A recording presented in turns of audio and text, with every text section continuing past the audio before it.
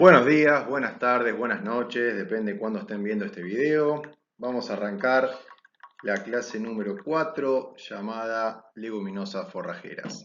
Sin duda una de las clases más desafiantes, tanto para nosotros como para ustedes, porque es otro de los grupos de especies más importantes dentro de las forrajeras.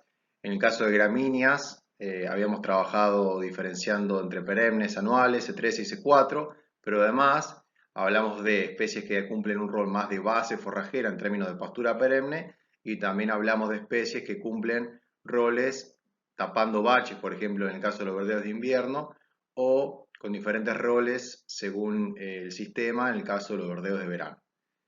Eso tenía una complejidad. En este caso la complejidad radica en que vamos a ver menos especies en total que en gramíneas, pero está alfalfa, ¿sí? Y alfalfa es la especie, como vamos a ver, es la reina de las forrajeras por diferentes razones. Entonces, bueno, hace que esta clase tenga un componente de ella mayor al resto, como verán a continuación en el temario. Ahí me cambié.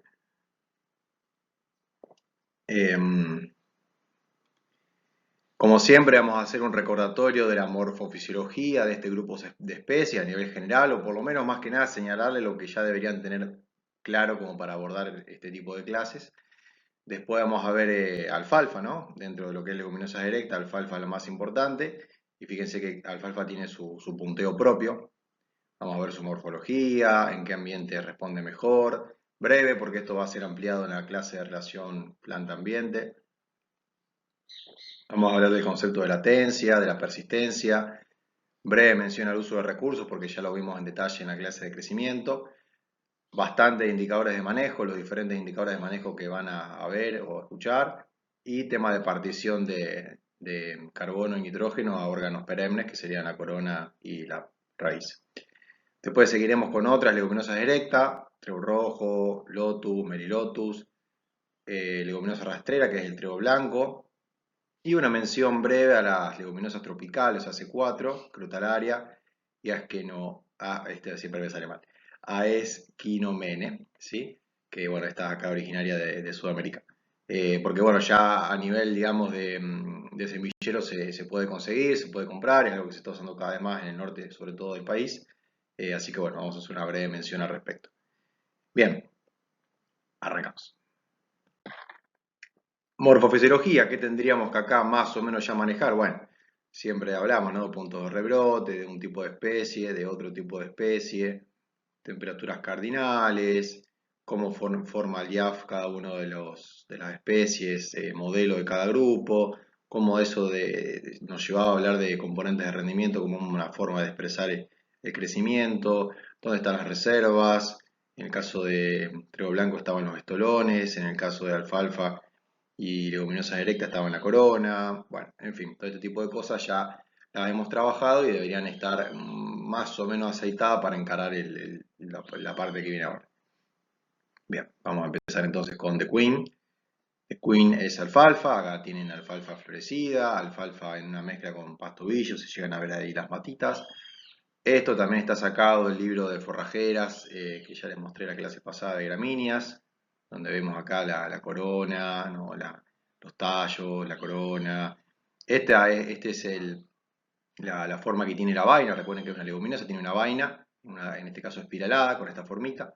Acá está la semilla, la hoja trifoliada, etc. Alfalfa en el mundo es muy importante y en Argentina más. Y tiene un libro propio. Nosotros vamos a ver varias cosas de este libro en esta clase, pero fundamentalmente el capítulo 3, que es el que tienen que leer para esta clase como material obligatorio. Eh, y bueno, es un libro que ya creo que en la década del 80 se viene publicando, o sea que debe tener 3 o 4 porque se hace cada 10 años la actualización. Nosotros tenemos el primero en papel, el resto digital, y este es el último que salió en el año, se trabajó en el 2022 y se publicó en el año 2023, o sea que bastante nuevo. Cuestiones de protocolo, nombre científico, medicados sativa, es perenne, ciclo PO, es originaria de lo que antes era el reino de Persia y se fue distribuyendo en el mundo a partir de las conquistas, ¿no es cierto? Iban llevando alfalfa para alimentar los caballos y todos los animales de carga. y de batallas, entonces iban llevando y se iban diseminando sobre todo hacia Europa, primero Grecia, después el Imperio Romano, después la península ibérica, Francia, y en algún momento de la conquista de los españoles en América vino para acá. Las principales características morfológicas son la hoja trifoliada, como les decía, y el género medicado en general tiene el tercer borde superior del foliolo dentado, no completo, sino en la parte superior.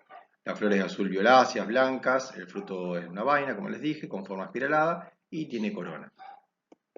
En la parte ambiental se desarrolla en climas templados frío, pero puede ir desde climas cálidos a subhúmedos. La vamos a ver en varios lugares, va a haber alfalfa en la Patagonia, hasta bien Patagonia, Santa Cruz, hasta en Salta a 2300 metros en alguna terraza incaica. O sea, va a estar en una amplia gama de ambientes, obviamente produciendo de manera distinta y con genotipos distintos, pero bueno, sigue siendo alfalfa.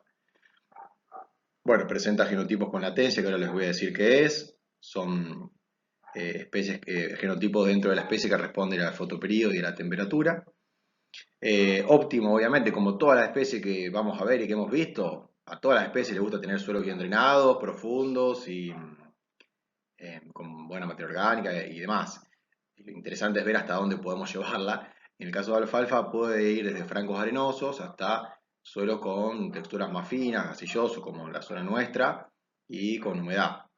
Y en esta zona lo podemos encontrar desde clase 1 o 2, que es lo mejor que tenemos acá, clase 2, hasta suelos clase 4, clase 5, o sea, lo que serían la media loma, que en algunos lugares se llama, y esto lo vamos a ampliar en la clase de ambiente planta. Sensible al pH ácido, bueno, porque tiene mucha necesidad de fósforo, como vamos a ver, y bueno, baja mucho la producción después de pH de 7,5, aunque puede seguir produciendo tranquilamente con pH de 8 y 8,2. Tolera un poquitito la salinidad, parecida a festuca, ¿sí? Con conductividades de 1,5 o de 6 en la escala que ustedes manejan de DAFO, o sea, el límite de ustedes era 4, bueno, podría ir hasta 6, conductividad en extracto de saturación, o en lo que nosotros hablamos de dilución 1 en 2,5 sería 1,5. Recuerden que la relación acá es 4:1. Curvas de crecimiento, bueno, esto es una curva confeccionada teórica como para la zona, ¿no? Tenemos de enero a diciembre y las tasas en kilos de materia seca por hectárea por día. Y acá le marqué sin latencia y con latencia intermedia, que es lo que más o menos se consigue en el mercado. ¿Qué vemos de gran diferente? Primero, fíjense acá en los meses de invierno, lo que no tiene latencia tiene un poco de producción, un poco de tasa, si no llega a cero, como si llega a cero latencia intermedia. Llegar a cero quiere decir que no hay producción de biomasa aérea detectable. La planta sigue respirando y sigue teniendo actividad porque si no se moriría. Lo que sí, como tiene latencia este genotipo, fíjense que apenas arranca ya el otoño, empieza a caer su tasa de crecimiento aérea porque empieza a mandar más cosas para abajo, ya lo vamos a ver, y también arranca más lento a la salida del invierno porque tiene que esperar que los días se alarguen. En cambio, la que no tiene latencia responde solamente a temperatura, entonces solamente deja de crecer porque no tiene temperatura y empieza a crecer de vuelta porque tiene temperatura. Entonces es como más rápida. Eso hace que si uno saca la tasa multiplicada por los meses y qué sé yo, termina dando que produce un poco más, como vamos a ver ahora los que no tienen latencia. Entonces, la latencia básicamente es eso, reducción del crecimiento durante el otoño-invierno en respuesta al fotoperíodo y a la temperatura. Esperen que me termine eso del mate y pasamos. Los genotipos que tienen latencia tienen menor crecimiento en otoño e invernal por el fotoperíodo y la temperatura. Los que no tienen latencia crecen menos en invierno solamente porque no hay temperatura. Y acá tienen que recordar los conceptos de temperaturas cardinales, cómo variar el crecimiento en función de eso y demás. ¿Por qué latencia? Bueno, la latencia lo que hace es mejorar la aclimatación al frío y permite supervivencia de las yemas y la corona. O sea, si la planta está quietita y no larga, no manda a la guerra, las yemas las protege, porque si las manda a la guerra y cae una nevada, como en el norte de Estados Unidos, en Canadá, chau tu alfalfa, ¿sí? Entonces, en esos ambientes se justifica mucho el uso de genotipos con latencia muy marcada. ¿Esto qué generó? Generó que dentro de lo que conocemos como la gama de alfalfas posible de conseguir en el mercado tengamos lo que se denominan grados de reposo invernal. Números más chicos tienen más reposo invernal, números más grandes tienen menos reposo invernal. Inicialmente había 6 grados en la clasificación que hizo en su momento este señor Marvel de la Universidad de Davis en California, y él mismo después la modificó hace ya como 40 años y generó la actual graduación que va de 11 grados. ¿Cómo se determina el grado de una alfalfa? Bueno, se mide el último rebrote del otoño, ¿cuánto mide? ¿Sí? A más o menos 25 o 30 días desde que se cortó por última vez. Por ejemplo, yo llego corto a fin de abril, espero 3 semanas, 4 semanas, ahí a fin de mayo, y ahí mido la altura que tiene. ¿Y qué veo? Bueno, agarro una escala que tiene variedades testigos, que está hecho en Argentina por el INASE, y pasa de grados según una escala de 5 centímetros. Esta es la escala que tienen acá. Fíjense que va del 1 al 11. Los primeros 4 no tienen, perdón, son con mucho reposo, y acá están los cultivares testigos para comparar la altura de lo que yo tengo, en caso de que sea semillero. Reposo intermedio, 5, 6 y 7. Acá ya sí se empieza a conseguir en el mercado este tipo de semillas, los que tienen reposo marcado no tanto. Sin reposo son todos estos, 8, 9, 10 y 11, y bueno, 10 y 11 es extremadamente sin reposo. Entonces, el último rebrote de otoño, medido a los 25 días de haber hecho el corte, vemos la altura que tiene y la comparamos con lo que mide estos testigos. Y ahí vemos que si es grupo 8, 7 y medio, 6, etc. El INTA lleva adelante una red de análisis de producción de cultivares, sobre todo mide los cultivares con reposo intermedio y sin reposo, todos estos. Y acá lo que les muestro es, lo va midiendo o sea, cada 4 años tenemos el dato completo, porque la alfalfa es una especie que puede durar entre 3 y 4 años, entonces cada 4 años tenemos el dato del acumulado de los 4 años de producción de lo que se sembró hace 4 años. Entonces fíjense acá, la serie 2004-2008 tenía de cultivares la red, ¿no? Con reposo moderado, que serían estos, tenía 16 cultivares y 21 de sin reposo. Y a medida que los años fueron pasando, la red empezó a tener menos cantidad de cultivares con reposo intermedio y más cantidad de cultivares sin reposo. Menos esta última serie que me llamó la atención, no sé si habrá sido algo logístico de que no tuvieron semillas o lo que sea, pero bueno, la tendencia general previa a esto es que los cultivares sin reposo son los que más están ocupando los análisis de la red, y tiene que ver con lo que también el productor demanda y el mercado ofrece. Entonces actualmente hay una predominancia de las sin reposo o sin prácticamente latencia en el mercado. Me cambié de lugar. Bien. Entonces, ¿qué diferencia morfológica básica, y que más que nada es lo que les interesa a ustedes o les debería interesar a ustedes saber en cuanto a la diferencia de los que tienen latencia con los que no tienen latencia? Es que los que tienen reposo presentan coronas más grandes, y como tienen coronas más grandes, cada planta tiene mayor número de tallos, ¿no es cierto? Y esos tallos son en general medio semierectos, como que salen así tipo una coma. Ahora les muestro una foto. ¿Qué hace esto? Que pueda haber una misma cantidad de nudos con diferente altura, ¿sí? Sobre todo en otoño, donde están ya las con reposo perdiendo tasa de crecimiento. Esto es una foto que sacamos la semana pasada en la cátedra, que tenemos parcelas grupo 6 y grupo 9. Entonces es un rebrote de inicio de otoño, y en cada una hay 11 nudos, ¿sí? Pero fíjense qué diferencias de altura.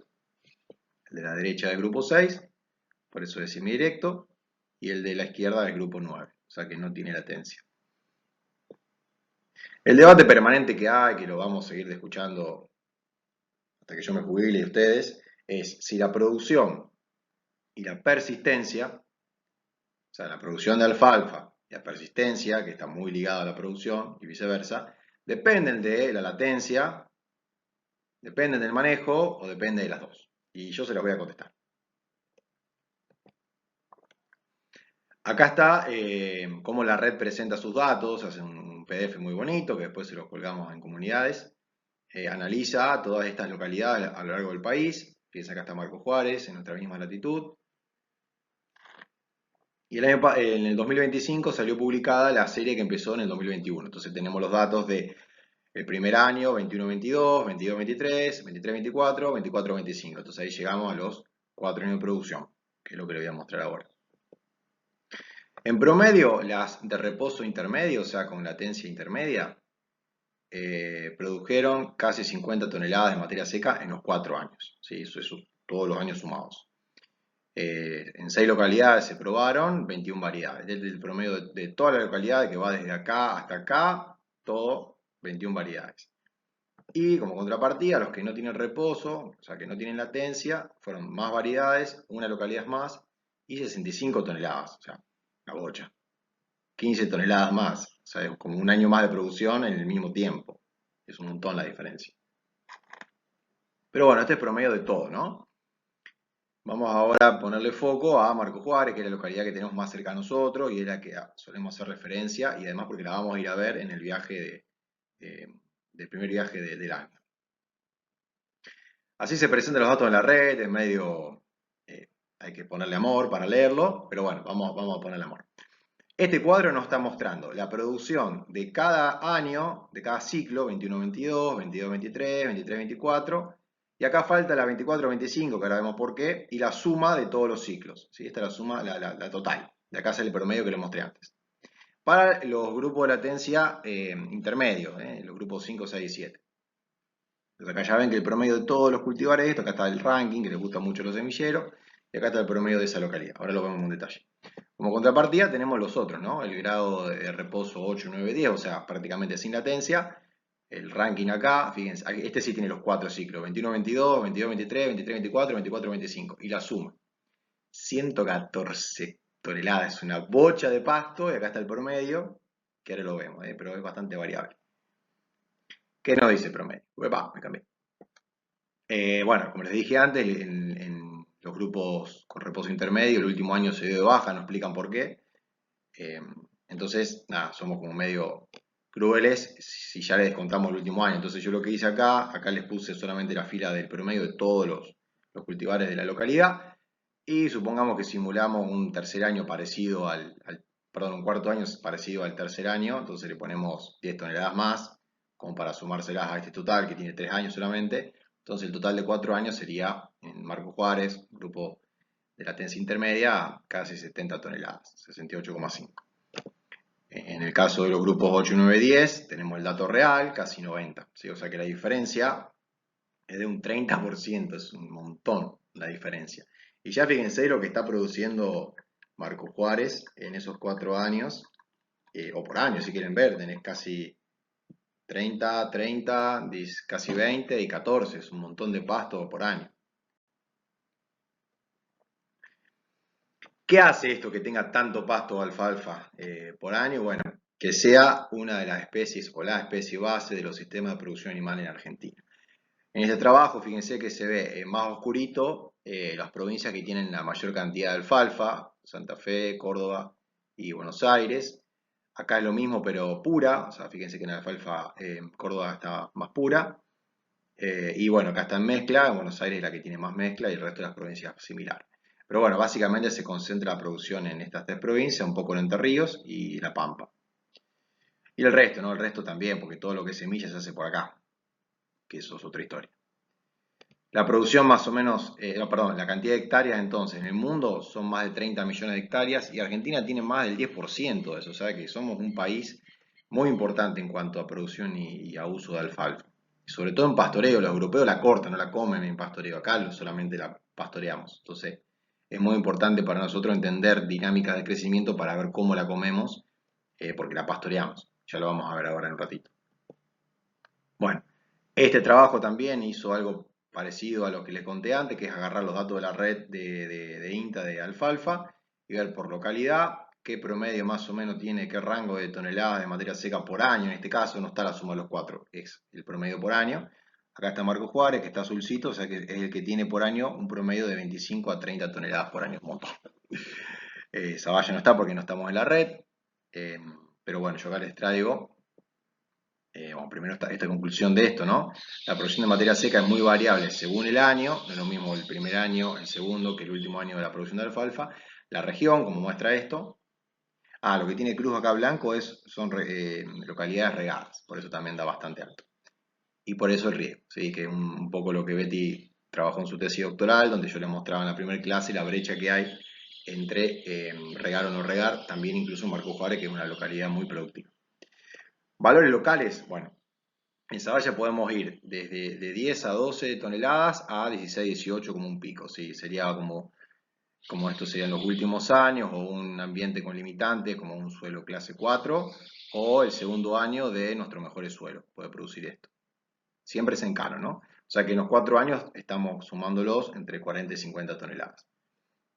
Marcos Juárez y Venado Tuerto, o sea, Marcos Juárez está acá, Venado está acá, o sea, toda esta región acá, puede producir nuestro techo, su piso, y su techo es el doble que nuestro, ¿sí? 25 a 30 el máximo por hectárea por año, o sea que en los 4 años son 80 a 90 toneladas, que es parecido a lo que le mostraba antes de la red, ¿no? Nada más que estos serían datos más, lo de la red es una parcelita cuidadita, estos serían datos más de campo, pero bueno, están muy cerca. Y todo esto para variedades sin reposo, que es de lo que más vamos a hablar. Si habría que considerar las variedades sin reposo, sería un poquito menos, ¿sí? Un 10-15% menos en nuestro caso, o un 30% menos en el caso de Marcos Juárez, como ya vieron. Pero ahora vamos a ver un poco más en detalle de qué depende más la producción y la persistencia.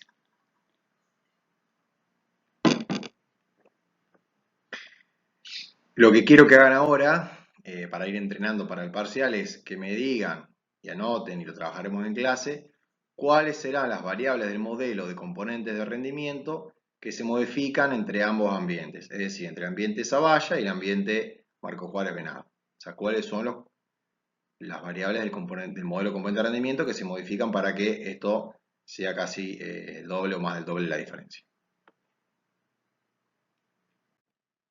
Bueno, qué bueno sería que sea eterno, ¿no? Esto, que produzca siempre eso, pero bueno, vamos a ver que no pasa eso. Nosotros sembramos la pastura, empiezan a aparecer primero los cotiledones, la primera hoja unifoliada, la primera hoja trifoliada, y después, bueno, empiezan a aparecer todas las otras trifoliadas, hasta que en un momento pasamos a la fase de rebrote, y esta fase de rebrote es la que puede durar entre 3 años y medio, 4 años, ¿sí? Cortar o no cortar la pastura es un tema para debatir largo y entendido, pero en general hay que romper la pastura cuando más nos duele, cuando todavía está produciendo pasto, porque si usamos una pastura que en su producción de pasto no me permite tener un aumento de peso de animales o producción de leche, lo que sea, que me justifique usar ese lote en vez de alquilarlo, bueno, entonces ahí estoy perdiendo. Pero bueno, por ahí va para otra clase ese tipo de análisis. Entonces, esta fase que está acá, en el segundo año es donde más va a ser importante, porque es el momento donde más plantas hay, más establecidas están. Y acá les traigo de recuerdo este grafiquito que vimos ya varias veces, donde tenemos los rebrotes acá de primavera, los más altos, más productivos, y los de otoño-invierno, los menos productivos, ¿sí? Entonces el segundo año, básicamente, o toda la producción de alfalfa, básicamente la tenemos concentrada en primavera-verano, aunque bueno, por supuesto que otoño-invierno tiene su aporte, sobre todo otoño. ¿Y por qué nos dura entonces este tiempo y no eterno? Bueno, porque esto ya lo vimos la otra vez. Yo siembro en otoño y a medida que van pasando los años voy perdiendo plantas. En este caso había diferente distanciamiento entre surcos, no importa, pero el sentido es el mismo. Nosotros tenemos datos parecidos. Esto fue en Rafaela. Nosotros tenemos datos parecidos de arrancar con 200, 300 plantas y terminar con menos de 50. La planta puede compensar un poco, la pastura puede aumentar el tamaño de cada planta, pero ya para estos valores es muy difícil. Por eso la terminamos rompiendo, porque ya no produce lo que producía en los primeros años. Y esto nos lleva a hablar de persistencia, ¿sí? ¿La persistencia qué es? Es la capacidad que tiene una pastura de mantener su productividad en el tiempo. Ojalá fuera eterno, pero bueno, no pasa. Mejor así nosotros tenemos trabajo, ¿no? Los agrónomos. ¿Por qué perdemos plantas? Bueno, perdemos plantas por la relación planta-ambiente, es decir, si hay alguna limitante de suelo, si se encharcó, lo que sea, la nutrición, que ahora la vamos a ver. Planta manejo, si yo como muy frecuentemente, no dejo que se repongan las reservas y qué sé yo. Y también por la competencia planta-planta, que es la intraespecífica. Si hay una mortalidad denso dependiente o lo que se conoce como autorraleo, que la propia pastura va haciendo, sobre todo al comienzo, en el primer año pasa esto.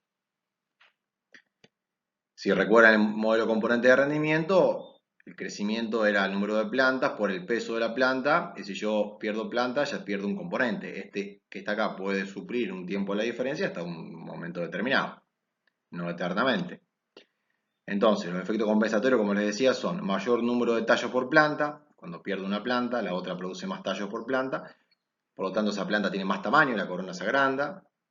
Y puede haber una plantita ahí chiquitita suprimida que se termina de perder y entonces la planta que quedó tiene todavía más recursos para poder hacer más tallos por planta y compensar. Otra cosa, cada tallo va a ser más pesado porque no tiene ninguna competencia. Fíjense esto acá, está relacionando el peso individual del tallo por la biomasa aérea por hectárea. O sea que obviamente yo tengo tallos más pesados, tengo más producción. Una relación, creo que esta me daba una relación 1 a 1 para tallos más livianitos y después, bueno, se achata un poco, pero es una relación muy positiva de que tener más peso por tallo y biomasa. ¿Cuál es el tema con esto? Que no es para siempre. Todo tiene un límite, el número de plantas va disminuyendo, entonces esto no termina de compensar, por eso termina durando la cantidad de años que les mencionaba antes. Otra cosa importante en persistencia, fíjense la relación que encontramos acá. Persistencia en el eje de las X, producción de biomasa de 4 años en el eje de las Y. A medida que tenemos más persistencia, la producción de los 4 años sube. Persistencia está expresada en porcentaje en función del número de plantas que había al momento de iniciar el ciclo de 4 años, que sería el 100%, y a medida que perdemos plantas, el porcentaje se reduce. La relación es positiva, pero tiene una R muy menor, y eso se debe principalmente a que la pastura tiene posibilidades de hacer compensación, lo que hace que no sea tan directa la relación de más persistencia, más producción. Por ejemplo, estos puntos que están acá arriba tienen una persistencia del 50, o sea, tienen la mitad de las plantas que había al inicio y producen casi lo mismo que los que tenían un gran número de plantas, casi todas las plantas acá al final. ¿Eso por qué? Si recordarán el modelo de componentes de rendimiento, tenía que ver con la compensación que puede hacer la planta de número de plantas y modificar el peso de cada planta haciendo más tallos por planta, más pesados. De esta manera la planta compensa, que fue lo que seguramente pasó en este caso. Ahora, otra gran pregunta que siempre hay es si de la persistencia depende del grado de latencia. Bueno, ni. En otras latitudes, por ejemplo, en el hemisferio norte, en norte de Estados Unidos, Canadá y demás, se encuentra menor persistencia en cultivares que no tienen reposo, ¿sí? Porque hay ambientes con temperaturas realmente muy bajas donde a lo mejor tenemos alfalfa bajo nieve. Entonces, si un grupo sin latencia quiere crecer en una ventanita que tuvo, vuelve el frío y la liquida. En cambio, ahí los genotipos de reposo invernal están adaptados para transcurrir quietitas todo el invierno y después volver a restablecerse. En Argentina no tenemos esos ambientes tan extremos para alfalfa, entonces no se ve eso. Y lo vemos en lo siguiente. Esto de vuelta son todos los datos de red de alfalfa. Tenemos los grados de reposo invernal, que prueban ellos del 5 al 10, y la persistencia. Y se ven acá, es horrible esto. Estadísticamente, vemos, por ejemplo, para el grupo 6, toda esta dispersión de cultivar y de localidades y qué sé yo, o sea que no hay un patrón claro, hay un promedio de más o menos el 60% de persistencia después de 4 años en todas las localidades y genotipos, lo que coincide, según dicen ellos, con los datos de la Cámara de Semilleristas de la Bolsa de Cereales, que también es un organismo privado que también hace pruebas similares a los de la red de alfalfa. En definitiva, entonces, según lo expuesto en nuestros ambientes, la persistencia está más dada al manejo, cómo manejemos el recurso y cómo la podemos nutrir, no tanto a la latencia. O sea, manejo sería algo que vamos a ver más adelante, que sería la cuestión de respetar una frecuencia un poco más espaciada, donde la planta, en momentos donde la planta mete más abajo de carbono que lo que va para arriba, lo vemos al final de esta parte. Y la nutrición es lo que viene ahora, porque si yo quiero fósforo, perdón, si quiero, me adelanté, si quiero tener una buena persistencia necesito dotar a la planta de nutrientes, sobre todo de fósforo. Y vamos a ello. Persistencia. Cuando hablamos de persistencia y nutrición, hablamos de la relación planta-ambiente. Y la relación planta-ambiente tiene nutrientes. Acá les pongo un cuadrito de, bueno, un trabajo, creo que de acá de Oliveros, donde tienen para alfalfa la necesidad de nutrientes por cada kilo por cada tonelada de materia seca. O sea, cuántos kilos de nutrientes por cada 1000 kilos de materia seca. Fíjense que lo que más consume es nitrógeno, que por suerte lo fija, potasio, que supuestamente nuestros suelos siguen teniendo potasio suficiente, y fósforo es bastante bajo. Sin embargo, es lo que más hay que prestar, o una de las mayores cosas que hay que prestar atención, por eso lo vamos a describir brevemente. ¿Por qué fósforo es importante? Tanto para el crecimiento aéreo para el radical, está involucrado en la capacidad de nodulación y la FB, no sé, directamente en el consumo de nitrógeno. A nivel fisiológico participa del funcionamiento de regiones meristemáticas, de la fotosíntesis, de la síntesis de carbohidratos, proteínas, de la transferencia de energía, entre otros. O sea, está en todos lados el fósforo. Hay que darle al fósforo a la alfalfa. Acá les dejo una tabla, ¿sí?, de diferentes especies: alfalfa, trébol blanco, trébol rojo, lotus, o sea, todas leguminosas, más gramíneas en general, y el rango crítico o nivel crítico de partes por millón. ¿Sí? Fíjense que alfalfa es la que ranquea, necesita mucho nitrógeno, el suelo. Estos son fósforo Bray, o sea que demanda mucho para producir, porque produce mucho justamente. Un concepto importante para definir ahora: ¿qué es nivel crítico o rango crítico? Un nivel crítico de nutrientes es aquel con el que se alcanza el 85-95% del máximo rendimiento posible. Entonces, esto nos genera un criterio de fertilización. Uno puede fertilizar para alcanzar las partes por millón que tiene ese nivel crítico, sería un criterio de suficiencia, o fertilizar para aumentar las partes por millón sobre el nivel crítico, que sería un criterio de construcción, si yo construyo fertilidad, o de mantenimiento, si ya llegué y quiero mantener el nivel que llegué superior al nivel crítico. O sea, o fertilizamos la pastura, suficiencia, o el sistema, construcción. Entonces, acá les muestro un trabajito reciente donde determinaron ese nivel crítico para alfalfa, para algidoles, que está acá, ¿ven? Está en 18 partes por millón, acá lo pongo. ¿Qué hicieron? Bueno, tenían diferentes producciones de alfalfa con diferente concentración de nitrógeno en el suelo y generaron entonces el rendimiento máximo posible según fósforo. Entonces, el rendimiento máximo posible estaba arriba de 25 partes por millón, 25, 40 era el rango. Y yo les dije que el nivel crítico estaba entre 85 y 95, o sea que está por acá, entre 15,8 y 20,1, o sea que el promedio 18 partes por millón. ¿Qué nos genera esto? Si yo estoy abajo de esto, sí o sí tengo que fertilizar para por lo menos llegar al criterio de suficiencia, o sea, llegar al nivel crítico. O bueno, puedo también construir, por supuesto. Si ya estoy en este nivel, tengo que construir un poquito más. Y si estoy por encima de ese nivel, ya no se justifica la fertilización, si estoy seguro de que no va a disminuir a la brevedad. Entonces, por ejemplo, si yo quiero fertilizar con el criterio de suficiencia, o sea, llegar al nivel crítico, tengo que ver cuánto tiene mi suelo, ¿sí?, y la respuesta que puedo esperar de rendimiento en la parte aérea al llegar al nivel crítico. Esto es la biomasa total que incluye raíces. Y acá está lo que debería incorporar de fósforo elemento, ¿no? Y acá está pasado a el fertilizante, que creo que uno de los que más tiene fósforo, que es el superfosfato triple. Entonces, por ejemplo, yo tengo un suelo que tiene 10 partes por millón y a mí me dijeron que tengo que llegar a 18, tendría que poner 71 kilos de superfosfato triple, que eso incorporaría 14 kilos de fósforo por hectárea de fósforo elemento. Esto para el criterio de suficiencia. Ahora, si yo quiero construir fertilidad, o sea, superar ese nivel, porque tengo el dinero, lo que sea, bueno, acá hay otra relación. Yo tengo que saber a qué producción quiero llegar. Por ejemplo, vamos a jugar con 15. Quiero producir ese año 15 toneladas de pasto. Y mi suelo tiene entre 11 y 15 partes por millón de fósforo, o sea que estoy en esta línea. Y acá lo que me dice es con cuánto tendría que fertilizar de superfosfato triple. Entonces, por ejemplo, yo quiero producir 15 toneladas de pasto, estoy en la línea de las 11, 15 ppm, tendría que poner 100. ¿Sí? Acá tengo que poner 71 para hacer suficiencia, acá tengo que poner 100 para hacer construcción. ¿Cuánto de construcción? Bueno, este criterio utilizado en este trabajo es de subir anualmente 2 partes por millón de fósforo por sobre el nivel de crítico, o sea, por sobre 18 partes por millón de suelo. ¿Sí?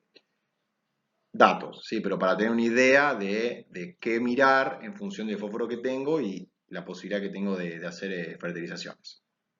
Yo miraba los datos de la facultad, tenemos muy buenos niveles de fósforo en general en todo el campo, estamos arriba de 25 30 partes por millón, y cuando se siembra la pastura, se fertiliza la siembra, después se bolea en la primavera del primer año, alrededor de 85 kilos de superfosfato triple, ¿sí? O sea que estarían por acá,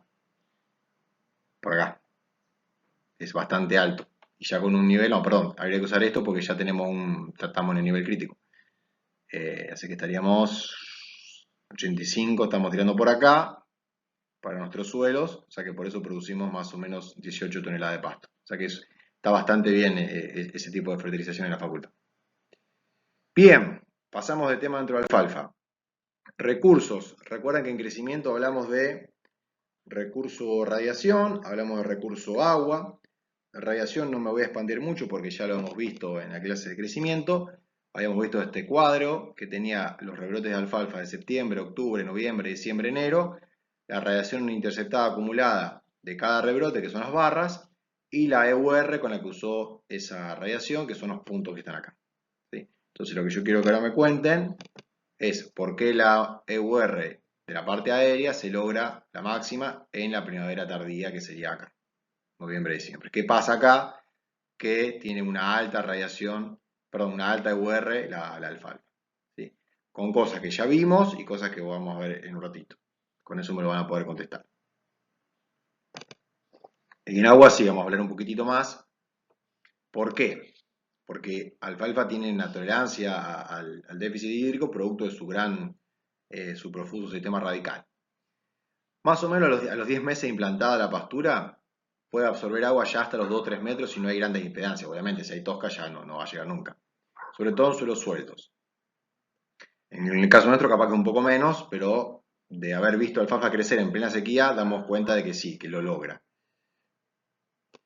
Y ya a los 2 años, en suelos sueltos, ya puede explorar o extraer agua de los 4 o 5 metros. O sea, es una bestialidad.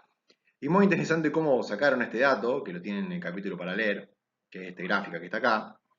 Acá, ¿qué encontramos? Encontramos el contenido de agua del suelo, medido en centímetros cúbicos de agua por centímetros cúbicos de suelo, acá, y la profundidad del suelo. Esta línea que está acá es la capacidad de campo, y acá la línea punteada que está acá es el punto de marchete permanente. Entonces, ¿qué hacían? Durante 3 años midieron cuánta agua había para ver cuánto estaba consumiendo alfalfa. Al inicio de cada año lo que hacían era regar y asegurarse que todo el perfil, hasta los 6 metros, tuviera agua, o sea que tenga capacidad de campo todo el perfil. Y al final de cada año medían cuánta agua había. Fíjense que lo naranja es el primer año y se nota claramente que consumió agua hasta los 2-3 metros, como dice acá arriba. ¿Sí? ¿Por qué? Porque estaba a capacidad de campo recién a partir de los 3 metros y pico, casi 4 metros. O sea que acá no llegó a tomar agua, pero acá sí. Y las líneas celeste y verdes, que son del segundo y tercer año, son parejas, ya muestran que bajó la cantidad de agua entre los 4, 5 y casi 6 metros. O sea que acá no sabemos si llegó la raíz, pero sí sabemos que hubo consumo de agua de alfalfa porque faltó el agua, no está a capacidad de campo como estaba al inicio del año de medición. Entonces por eso sacan esta conclusión. O sea que consume tanta agua que si se la damos es capaz de consumir hasta más de 1400 milímetros por hectárea por año. Es un montón de agua, es mucho más de lo que llueve en la región pampeana, por lo menos en esta zona. O sea que está extrayendo agua de Napa, claramente. Y comparado a una secuencia de soja con maíz y trigo, esto se hizo en oliveros, Nico San Martí, que lo tuvieron en edafología seguramente, le midió un poquito menos de 800 milímetros por hectárea por año. O sea que alfalfa está consumiendo el doble de agua. Y ahora bien, vamos a hacer un pequeño ejercicio, lo van a hacer ustedes, que esto lo tienen, para responderlo lo tienen en el capítulo que tienen para leer, el capítulo 3 del libro de alfalfa. Tenemos 2 genotipos de alfalfa, grupo 8, o sea, casi sin latencia, y grupo 6, con reposo intermedio. Y lo que consumieron de agua en invierno, en verano, en primavera y en otoño. Fíjense que consumieron diferente por estación, pero no hubo diferencia entre los genotipos, todas consumieron lo mismo. Sin embargo, en este cuadrito bueno, me tienen que explicar esto. ¿Por qué las alfalfas de distinto grupo de latencia consumen lo mismo en invierno? Vamos a ver invierno sobre todo. ¿Por qué no hubo diferencias? Cuando en el cuadro que tenían en la clase de crecimiento habíamos visto que acá tienen los diferentes genotipos, la producción de pasto. Esto está mal, esto es toneladas, no kilos. En invierno, Victoria, que tiene latencia intermedia, produjo menos pasto que Monarca, que tiene que no tiene latencia.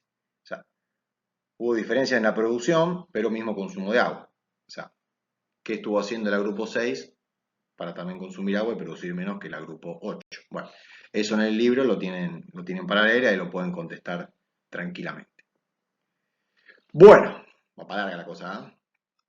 Ahora vamos a pasar como al momento culmine de la clase, que es cómo pastoreo alfalfa. ¿Qué criterio sigo para determinar la entrada al pastoreo, la frecuencia? Y para eso tenemos que ver qué pasa arriba y qué pasa abajo. ¿Qué pasa arriba? Ya un poco lo fuimos viendo. Nos falta ver un poco qué pasa abajo, ¿sí? Qué pasa arriba quiere decir cómo rebrota la alfalfa, los tallos, llamas alquilales, las llamas de corona, qué sé yo, y las reservas que estaban acá. A lo largo de un rebrote, las reservas siguen una marcha que lo vamos a ver. Yo hago un corte acá, momento cero. Vamos arriba, tenemos la curva sigmoide clásica que venimos viendo. O sea, primero va lento, después va un poco más rápido, llega a un plató. ¿Y qué pasa abajo? Abajo, las reservas que están en raíces y corona, primero están a tope, están acá arriba, a full. Esta flecha que está acá indica el sentido de las reservas.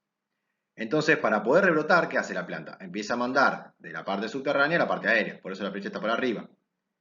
Manda para arriba y fíjense que se empieza a vaciar. Hay un momento donde tiene más o menos 15-20 centímetros, donde eso se da vuelta, fíjense la flecha, y empieza a haber recarga nuevamente de la corona y raíz, porque ya la planta tiene la posibilidad de hacer fotosíntesis para suplir sus requerimientos aéreos y mandar de vuelta hacia raíz y corona. Cuando se llena esto es cuando tenemos que entrar a pastorear, ¿sí? Que eso se cumple donde empezamos a ver en primavera-verano alguna que otra florcita. Vamos despacito porque esto trae polémica. Hacemos el corte, arranca todo de vuelta, ¿sí? Esta dinámica de reserva es lo que guió desde hace casi 80 años, los trabajos más viejos que encontré de la década del 20, o más, de 100 años, lo que fue guiando un poco la decisión de entrar o no entrar a pastorear alfalfa. O sea que, de ahí salió uno de los criterios más populares en el mundo, que es el criterio de cortar en el 10% de floración. ¿Qué esto qué hacían los muchachos en California?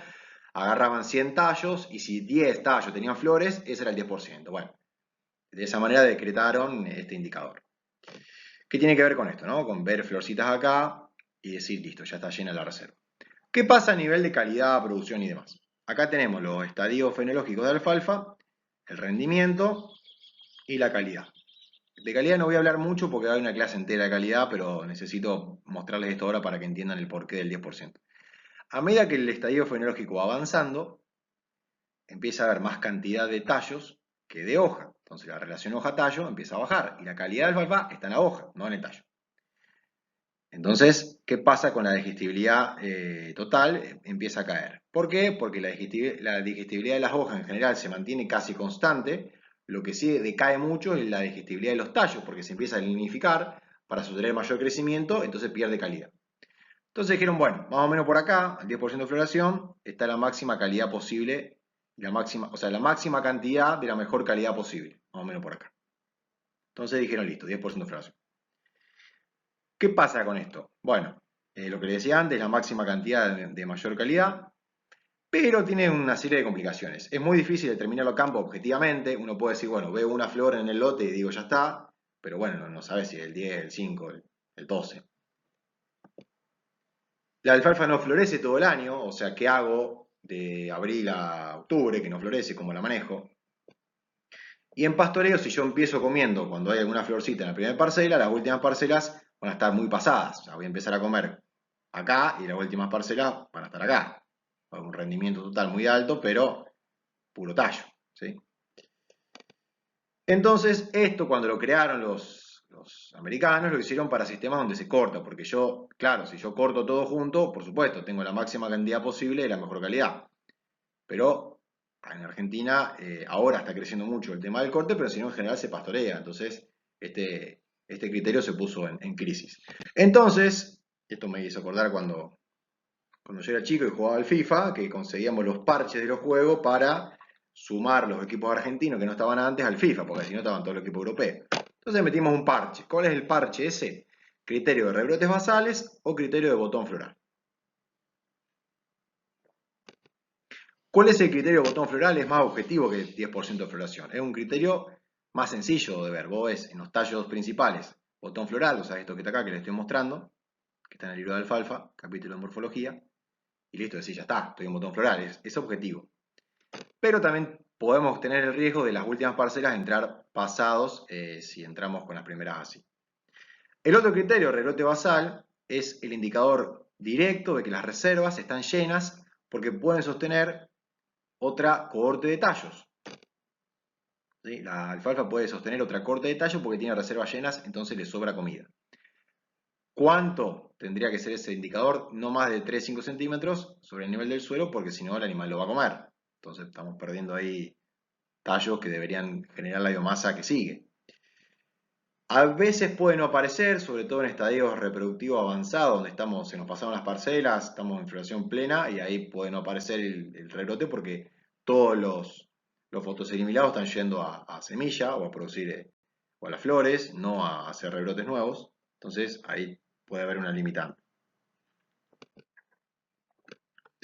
Y después apareció el criterio, un poco más moderno, el criterio de los nudos, 8 o 10 nudos. Bueno, este criterio, bueno, y llevado a centímetros, es más o menos 35 o 40 centímetros en nuestra zona para grupos que no tienen latencia, sobre todo en primavera-verano.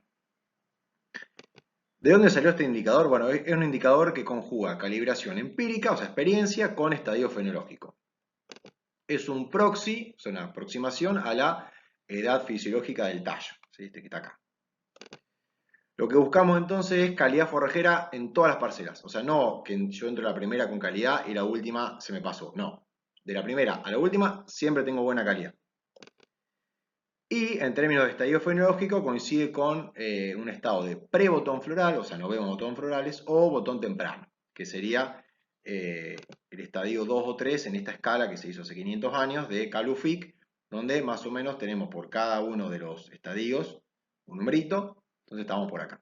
El primero sería vegetativo temprano, vegetativo medio, estaríamos acá en vegetativo tardío y botón floral temprano. Ya después, todo más reproductivo, fíjense. Hasta vaina madura, repasado. O sea que 8 desnudos está más o menos por acá. ¿Qué sería si la vemos a la alfalfa en este estadio? Es pura hoja, un tallo que ya de acá se nota que no está, tiene muy bajo nivel de lignificación porque tiene no tanta biomasa que sostener, etc.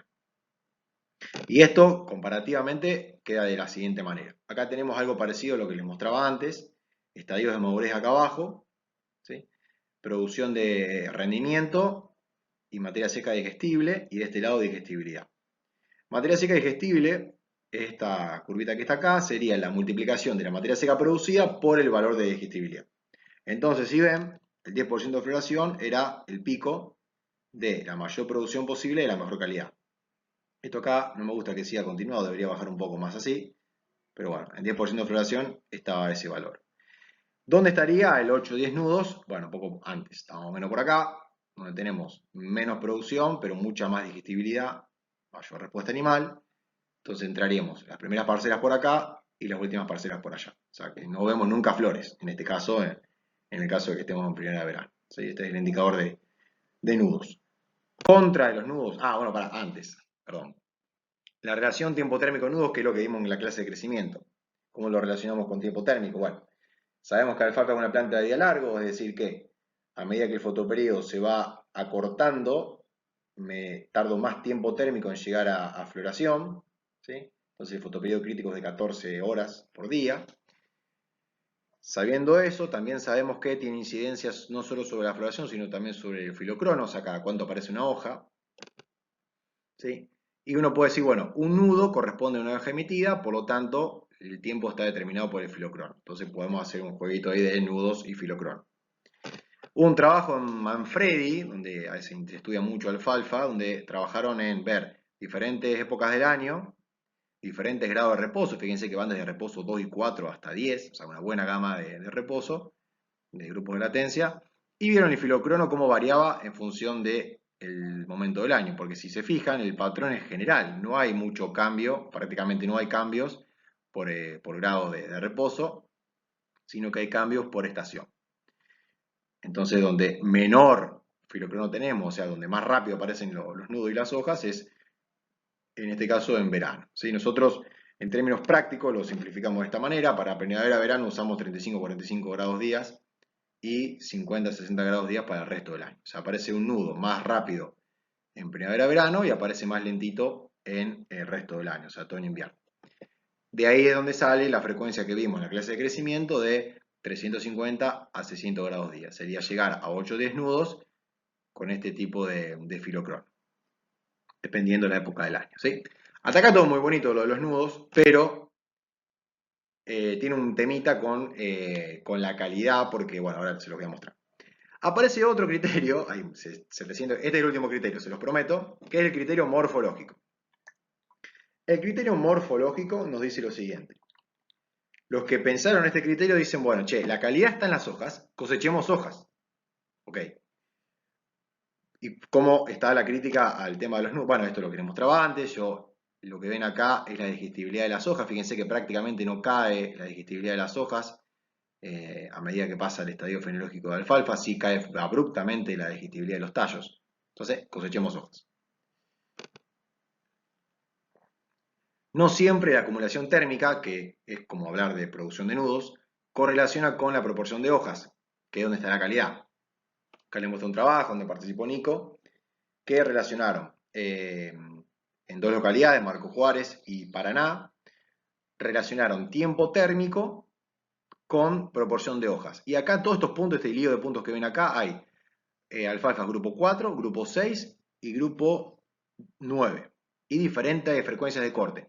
Más intenso, medio y poco intenso. Perdón, muy frecuente, intermedio o de baja frecuencia, muy baja frecuencia. Y si se fijan, no hay relación entre tiempo térmico y proporción de hojas. Un recuadrado horrible de 15%. En Paraná un poquito mejor, 37%, pero tampoco ajusta tan bien. O sea, acá hay un mejor ajuste comparado a esta localidad, pero no es tan explicativa. Quiere decir que si yo relaciono frecuencia con proporción de hojas, mezclando tratamientos de grupos de latencia, qué sé yo, no hay una relación muy directa con tiempo térmico, por lo tanto, con nudos. Que sí relacionó muy bien la altura. Fíjense que Marco Juárez, a medida que yo tengo canopeos más altos, responden todos los genotipos, todos los grados de latencia igual en esta misma curva que está acá, en un casi 70%. O sea que yo, por ejemplo, tengo una alfalfa de 40 centímetros de alto y voy a tener arriba del 50% de hojas, independientemente del genotipo. En Paraná lo mismo, pero con menos hojas. 40 centímetros, 45% de hojas, en todos los genotipos. Entonces, bueno, ahí dijeron, ok, si queremos estudiar calidad, tenemos que mirar el criterio morfológico. Tenemos que mirar la altura, la biomasa que tienen en esa altura y demás. Y esto viene también medio importado, perdón, Colo, del amigo Derrit Mood, que en Nueva Zelanda empezó a estudiar también producción de alfalfa, sobre todo con grupos de latencia marcadas, o sea, de 5. Y dijo, bueno, hay que comer alfalfa si quiero cosechar hojas, entrar con 1000 kilos. Y bueno, ellos usan cultivares con latencia hasta donde yo sé. ¿Qué implicaba entrar con 1000 kilos? Parcelas con 15 centímetros de alto, las primeras, las medias de 20 y las últimas de 35. O sea, acá todos saltamos en una pata por el tema obviamente empaste, que después lo veremos cuando veamos calidad. Pero bueno, esto ya tiene unos 25 años, se empezó a trabajar al principio de los 2000 y bueno, ya está bastante difundido. ¿Qué se hizo acá en Argentina? Bueno, en el INTA Villegas se probó hace ya unos años, durante 2 años, tratamientos similares en grupos de latencia intermedia y ahora les presento el promedio de los resultados durante de 2 años de ensayo. Los tratamientos de ese ensayo fueron pastoreo tradicional, entre comillas, o sea, 35 días de frecuencia entre primavera-verano y 45-50 de frecuencia en otoño, que en grados días serían 500 grados días, y un tratamiento más frecuente, de 350 grados días, que son casi 3 semanas, de octubre a mitad de febrero, y después levantamos la pata del acelerador, dejamos que otoño sea más suave, 500-600 grados días. Estos son los dos tratamientos. Una frecuencia única para todo el año, bastante conservadora, y una frecuencia muy veloz para el momento de mayor crecimiento de alfalfa, y después, en otoño e invierno, levantamos la pata. Esto lo hicieron por 2 años. Bueno, ¿qué les digo?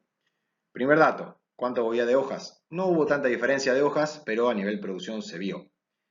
El tratamiento que se pastoreaba muy frecuentemente en primavera-verano tuvo más hojas que el que se pastoreaba más infrecuentemente, 63% contra 59%. Producción de forraje promedio de los 2 años, 9.000 kilos contra 8.000 kilos. O sea, fue más productivo el que se pastoreó frecuentemente. Carga animal, como produjo más pasto, pude meter más animales, o sea que tuve más carga animal. Como entraba a comer con alfalfas que estaban tiernitas si quieren, tuve más aumento medio diario. No tanto en número, pero bueno, dio significativa la diferencia con mayor carga. Entonces tengo más aumento medio diario y tuve mayor carga, por lo tanto tuve más producción animal por hectárea por año, un 30% más. ¿Sí? Esto, los que les gusta por ahí ir bien a la vanguardia, ya lo están aplicando y están viendo resultados positivos en cuanto a producción de carne, sobre todo en recrías. Entonces, ¿qué siempre aparece? Tema empaste, ¿no es cierto? Te lo adelanto, pero una cuestión para manejar empaste siempre es entrar un poquito pasado, o sea, con un poco de flores, eh, como un trade-off en la calidad y en la cosecha que yo tenga de pasto, pero bueno, lo vamos a ver más adelante. Pero bueno, esto, digamos, de alguna manera se puede manejar, si no, no lo hubieran hecho. Conclusión del trabajo es, hay que entrar a comer con 1.900, 2.000 kilos de materia seca y dejar que es más o menos en altura para este grupo de latencia, que es el grupo 6, son 30 a 35 centímetros, y dejar un remanente de 5 a 10 centímetros, o sea, no ir hasta abajo de todo. O sea que las vueltas me terminan dando en primavera-verano cada 2 semanas, 3 semanas, o sea, así, al palo. La pregunta de esto es, con lo que les mostré antes, del tema de la dinámica de reserva, es ¿qué pasa con las reservas? Bueno, en el trabajo lo midieron y vieron que no hubo diferencias en la cantidad de plantas que tuvieron al finalizar el ensayo, porque, ¿qué hacían en el caso del tratamiento frecuente? Levantaban la pata en el otoño. Y esto nos lleva a hablar del último tema de alfalfa, que es la partición. Partición. ¿Cuánto va para arriba y cuánto va para abajo? Básicamente, de lo que fotosimila la planta. Si recordamos crecimiento, vimos que había un ambiente tipo primavera y un ambiente tipo otoño, ¿no? Donde había diferencias en cuanto a la arquitectura de la planta y demás. Eso llevado a alfalfa nos muestra lo siguiente. Yo en primavera voy a tener plantas más altas, con entrenudos más largos, con una baja relación hoja-tallo y una baja partición de carbono a corona y raíz, o sea, porque está todo bien, o sea que la planta puede crecer, no hace falta particionar mucho para abajo. Y en otoño tengo una planta con entrenudos más cortos, con una alta relación hoja-tallo y una alta partición de carbono a corona y raíz. Esto es lo más importante. Entonces, hay que hacer una diferenciación en dos momentos. Un momento es el rebrote que está sucediendo y otro momento es la línea temporal del año. Ahora lo vamos a ver. Lo que tenemos acá es grados días y la fracción de la partición que va a tallo. O sea que lo que no va a tallo va a raíz. Esto sería la variación en un mismo rebrote en todo momento. O sea, los rebrotes de invierno, primavera, de todo momento. Fíjense la línea negra, que es la que promedia todos los puntos, nos dice lo siguiente. A medida que pasa el tiempo, va menos a tallo. Y si va menos a tallo, quiere decir que va más a raíz. O sea, raíz sería para allá, para arriba. Entonces, por ejemplo, en 500 grados días, el 60% va a tallo, el 40% está yendo a raíz. En 700 grados días, al revés, el 40% está yendo a tallo, el 60% está yendo a corona y raíz. Esto pasa siempre que tenemos una curva sigmoide de crecimiento, porque si no, la planta en algún momento no tendría capacidad de rebrote. En un mismo rebrote. Entonces, es lo que les contaba un poco antes. Esta dinámica que está acá de reservas es lo que termina pasando en este caso. Primero, todo lo que fotosimila va para tallo y después en algún momento empieza a ir más para abajo, que sería cuando la flecha acá se da vuelta. Eso en cuanto a cada curvita sigmoide. Ahora, cuando lo analizamos a nivel de temporalidad de año, esta curva que está acá puede modificar su magnitud y tenemos lo siguiente. Fíjense que acá tenemos momentos del año abajo, en estaciones, primavera temprana, primavera-verano y el otoño. Y acá también tenemos de vuelta la fracción que va para tallo. O sea, como contrapartida, lo que no va a tallo va a corona más raíz. Fíjense que en el momento del año donde menos cantidad de fotosimilados va a tallo es en el otoño. O sea que está yendo a raíz y corona. De vuelta. O 60%. Todo lo que no está acá quiere decir que fue a raíz y corona. Entonces, ese es el momento, sobre todo en los grupos con latencia, de levantar la pata y dejar que la tipa, no comerla frecuentemente, sino que dejar la tipa que descanse y acumule reservas para pasar el invierno. Eso nos asegura persistencia, que ahora se los remato con lo último de esta filmina. Entonces, en otoño deberíamos asegurar descansos largos, sobre todo en grupos con latencia, que más o menos son 45 o 60 días para nuestras latitudes, con temperatura base de 5. Esto que está acá es el último concepto de persistencia que tiene que ver con planta manejo. Si yo manejo bien alfalfa, sobre todo en este momento, que es donde más está particionando biomasa hacia los órganos perennes, raíz y corona, si yo ahí levanto la pata y soy cuidadoso, seguramente termine los 4 años de alfalfa con un buen número de plantas. Si sigo siendo frecuente en el pastoreo, se va a complicar, ¿sí?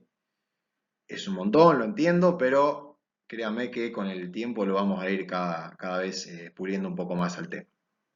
Hasta acá alfalfa. Fíjense que llegamos una hora y solamente hablamos de alfalfa. El resto, tranquilo, que va a ser bastante más rápido, el resto de las especies. Como ven, en la alfalfa no está todo dicho, aparecen criterios cada tanto, formas de ver la cosa. Es una especie, como les dije, de las más sembradas en el mundo, de las más estudiadas. Entonces hay mucha gente, nosotros mismos tenemos diferencia en la cátedra, pero hay cuestiones troncales que están bastante claras, que es lo que les estamos mostrando en esta presentación. O al menos eso intento. Otras especies de leguminosas erectas, ya se las dije, trébol rojo, melilotus y lotus. Trébol rojo acá aparece, trébol rojo porque tiene la inflorescencia de esta coloración, ¿sí? Este es trébol rojo. Acá volvemos a este libro donde están descritas todas las especies forrajeras templadas, ¿sí? Acá tienen trébol rojo, acá ven que tiene una corona, ¿sí? Acá también ven las hojas trifoliadas y demás. También es una especie perenne, pero una perennidad media corta, ¿sí? No dura mucho más que 2 años, 2 años y medio. Tiene un ciclo PDO igual que la alfalfa y es originaria de sudeste de Europa y de Asia Menor. Características más importantes, bueno, la hoja trifoliada, como les mostré. La planta es pubescente, es bien llena de pelos, así que es un buen indicador para diferenciar a trébol blanco, además del porte. Tiene un crecimiento de hábito roseta en otoño-invierno. Quiere decir que las yemas están bien al nivel del suelo y salen las hojas largas hacia arriba. Después, en primavera-verano, se elonga ese tallo y el porte ahí es bien erecto. Bueno, la inflorescencia es rosado púrpura, como les mostré, y tiene una raíz principal de unos dignos de 1 metro, o sea, nada que ver alfalfa, pero bueno, tiene 1 metro de profundidad y dura más o menos 2 o 3 años, no mucho más. Está adaptada a climas templados húmedos, no le gusta para nada los ambientes muy fríos ni muy calientes. Puede ir de suelo franco a franco arcillosos. Es mucho menos demandante de fósforo que alfalfa, o sea que ahí un puntito para trébol rojo para ambientes con poco fósforo. Y disminuye mucho la producción con pHs menos de 5, o sea, bastante ácidos. No tolera mucho el déficit hídrico como alfalfa, justamente por esta propiedad, entre otras, de tener poca profundidad de raíz. Y no tolera el anegamiento prolongado ni la serenidad. O sea que si tenemos un ambiente que se anega permanentemente, ahí no va a andar bien trébol rojo. Si en ambientes que no se anegan y tienen poco fósforo, donde por ahí no va alfalfa. La curva de producción, acá tenemos desde el mes de septiembre hasta el mes de agosto. Fíjense que tiene un pico, la línea negra es el promedio, lo otro es el desvío. Un pico interesante. Viene en primavera, ¿no? En octubre, noviembre, es donde hace el mayor pico y después la tenemos media dormidita durante casi todo el año. No requiere horas de frío para florecer, o sea que apenas los días se alargan ya vemos posibilidad de ver flores. Y podemos encontrar cultivares de floración temprana, intermedia, tardía. O sea, depende del momento donde florecen, se clasifican y podemos encontrar genotipos de diferentes momentos de floración. La producción, como les mencionaba antes, tiene similitud con alfalfa, la dinámica de reserva por tener corona, pero de mucha menor magnitud por el tamaño que tiene. Tiene una corona mucho más pequeña que alfalfa. En general se usa como acompañante de gramíneas, por ejemplo como festuca, puede estar pura, y en ese caso produce unos 7-10 toneladas de pasto por año, pero durante 2 años, 2 años chirola, no mucho más. A lo mejor encontramos una planta que dura mucho más, pero a nivel pastura, o sea, a nivel de cobertura de todo un lote, vamos a empezar a ver que empieza a flaquear. Acá les traje algunos datos de producción de 2 años, desde agosto a abril y desde julio a abril, son 2 cultivares, con la producción que tuvieron de cada fecha a cada fecha. Entonces lo que tienen que hacer ustedes es calcular la tasa que hubo de cada corte a cada corte y realizar ustedes mismos una curva de producción para los 2 años, el año 1 y el año 2. O sea, así van practicando porque este tipo de ejercicio para el parcial va de cajón. Segunda especie, con esta vamos rapidísimo. La otra especie que vamos a ver de leguminosas erectas y no tan erectas es Lotus. Ahora vamos a ver por qué tampoco no es tan erecta, es media semi-erecta. Que esta que está acá, esta florcita seguramente en algún lado la han visto, en una banquina, en un patio. Sí, acá tiene la planta completa, tiene una corona ahí digna, pequeña, pero está al fin, Lotus. ¿Sí? Este es el Lotus corniculatus, este es el Lotus tenuis. Si ven, tiene los folíolos mucho más angostitos. ¿Sí? Las dos especies que vamos a ver. De Lotus hay 200 especies a nivel mundial, solamente le mostramos 2, incluso en Uruguay se consiguen Lotus anuales, que son otras especies, no las que vemos acá, pero bueno, a los fines de posibilidad de conseguir semilla y de sembrar y de usarla como recurso forrajero, vamos a ver estos dos. Fíjense que el ciclo son perennes, el ciclo acá es OIP, vienen de Europa y Asia, hay un montón de variedades de Lotus. Y bueno, vamos despacito. Tienen la hoja pentafoliada, o sea, tienen 5 folíolos, 2 en la base, que antes le decíamos falsas estípulas, y 3 distales, o sea, 3 vienen en la puntita de la hoja. Los folíolos tienen borde continuo, o sea, no están aserrados. El Lotus corniculatus tiene hábito erecto y semierecto, o sea, es el más paradito de los dos. Y en cambio el Lotus tenuis es más semierecto decumbente, o sea, tiene como la comita, ahí, bien así. Y los folíolos son más alargados en el Lotus tenuis. La raíz es de poca profundidad, de 30 a 40 centímetros, y la planta cuando está bien crecida no tiene más de 30 centímetros, o sea, es una planta de porte media petiza. Tiene la corona pequeña, y la corona en estos casos tiene más rol, como después vamos a ver en Merilotus, para tener reservas para momentos adversos. Un invierno, un anegamiento temporario, etc. Para esos momentos se usan las reservas de la corona. Por lo tanto, los rebrotes vienen principalmente de yemas axilares, o sea, no tenemos tanto, prácticamente no hay yemas de corona en Lotus, como si en alfalfa. Entonces, los rebrotes vienen de yemas axilares, por lo tanto, hay que dejarle yemas axilares a la planta, por lo tanto, acá la intensidad es moderada. Si en alfalfa era la intensidad alta, acá es moderada. Para justamente dejarle un área foliar remanente que tenga yemas axilares desde donde salir el rebrote siguiente. Tiene taninos, esto lo vamos a profundizar en calidad forrajera, pero es muy importante para prevenir empaste, tener taninos en el Lotus. Y tiene una muy buena capacidad de resiembra, por eso se difundió mucho en la pampa húmeda. Ambientalmente le gustan los climas templanos húmedos, está adaptado a suelos arcillosos de muy bajo fósforo y también a suelos con problemas de drenaje, ¿sí? Por eso lo vemos en los bajos y demás. Puede proliferar en suelos poco profundos porque tiene una raíz muy poco profunda. Y de los dos, el más rústico es Lotus tenuis, que tolera mejor el pH alcalino, el anegamiento y la salinidad. O sea, puede llegar hasta conductividades de 2, 2,5, o sea que es bastante tolerante, parecido al agropino. Esta es la curva de producción, acá vamos de marzo a febrero. Fíjense que el pico lo tiene en la primavera media tempranona, ¿sí? En septiembre-octubre, ¿sí? Con tasas no tan altas comparado al alfalfa. En general, el Lotus corniculatus lo vamos a encontrar en mezclas con festuca y otras leguminosas en ambientes pesados con bajo fósforo, como por ejemplo algunas zonas de Entre Ríos. Y el Lotus tenui lo vamos a ver mucho en suelos con problemas de drenaje o hidromórficos, o sea, con sales, con algo de sales, no tanto, con agropir. Si está pura, el Lotus corniculatus puede ir de 7 a 8 toneladas de pasto por año y el Lotus tenuis de 5 a 6, ya tiene menos capacidad de producción.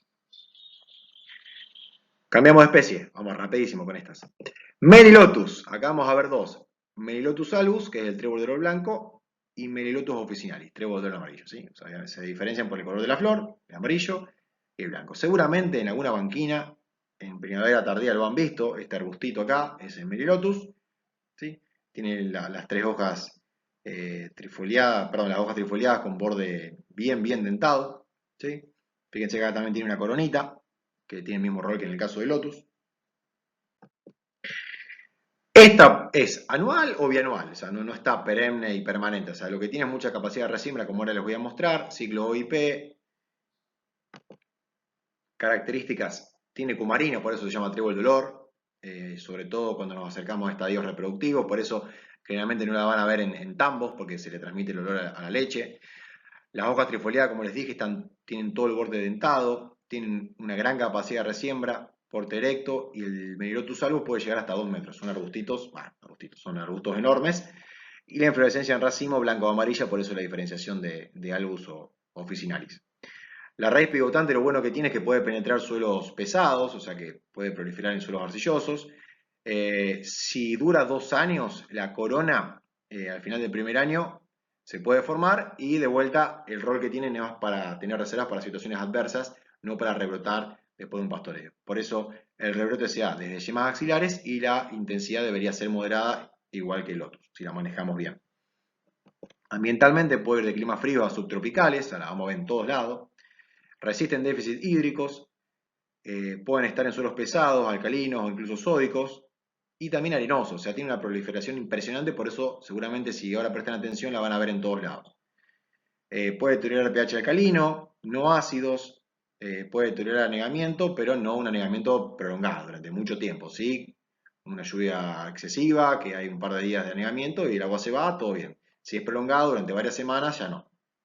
Y de vuelta es muy poco exigente de fósforo comparado al alfalfa. Esta es una curva de producción que armamos para que tengan idea de que tiene en la primavera su pico de producción. En el caso de que sea anual, solamente va a tener producción de agosto a el principio del verano, ¿sí? Más o menos por acá. Y después ya o se resiembra y vuelve a crecer en el otro otoño o directamente la perdemos. En general, donde la vamos a ver en suelos alcalinos con agropiro, sembrada, o a veces se utilizan como cultivo de servicio para fijar nitrógeno, y después obviamente se la elimina. No se deja como forrajera en esos casos. Bien, hasta acá vimos las leguminosas erectas. Alfalfa, una hora, trébol rojo, merilotus y lotus. Se me está haciendo de noche. Leguminosas rastreras, vamos a ver solamente el trébol blanco, este seguramente lo conocen, lo han visto en algún patio de alguna casa, tiene el estolón que ya vimos, ¿sí? Yemas axilares que pueden dar otros estolones o inflorescencias. Es una especie, una especie con perennidad corta, con ciclo OIP, hay genotipos de Europa, genotipos que vienen de América del Norte. Características, hojas trifoliadas, sin pubescencia, son glabras, para diferenciarla bien del trébol rojo. La estructura principal es el estolón, o sea que se dispersa vegetativamente.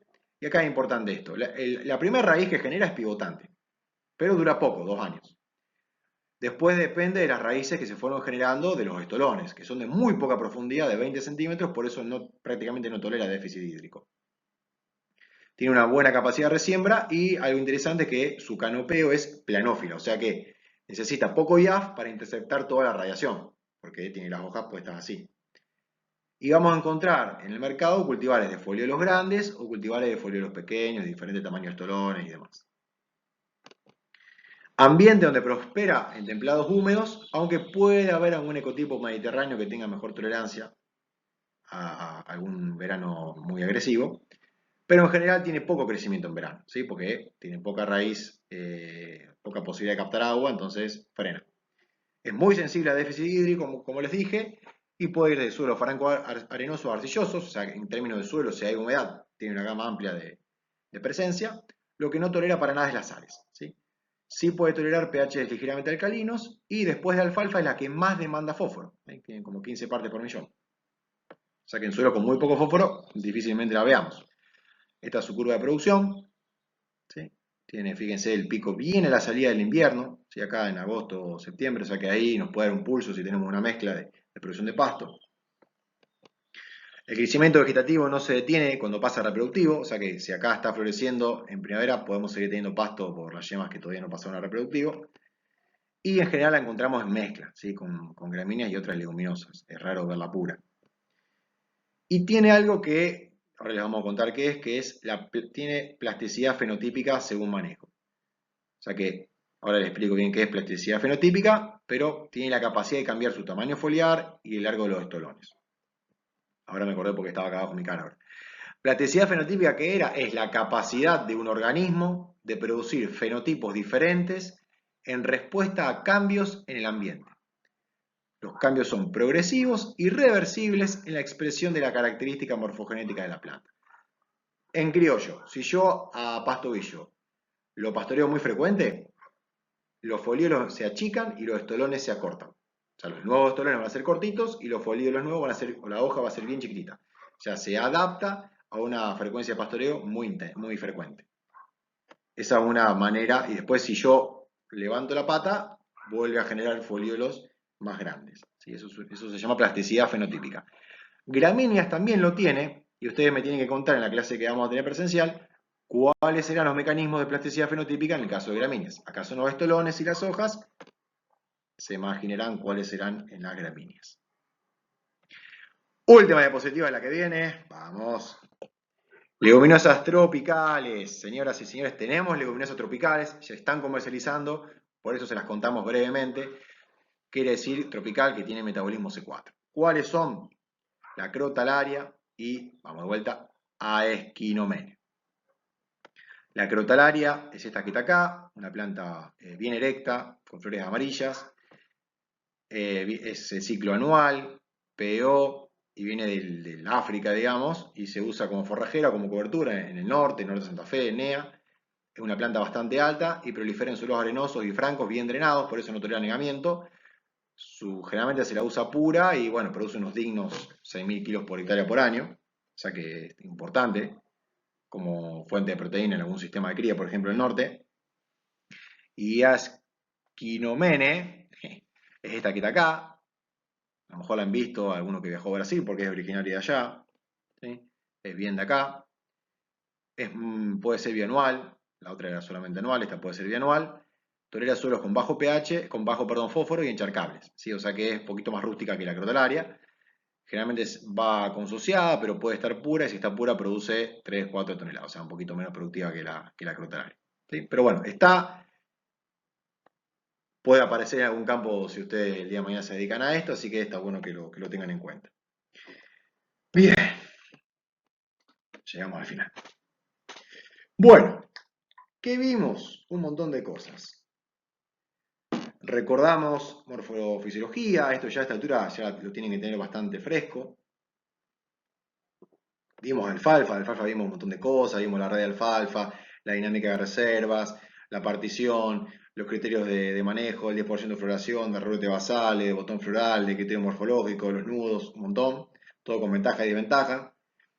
Leguminosa directa, vimos trigo rojo, lotus, merilotus, etcétera, de todas vimos su morfología, su ambiente y su curva de producción típica y valores para que tengan en cuenta.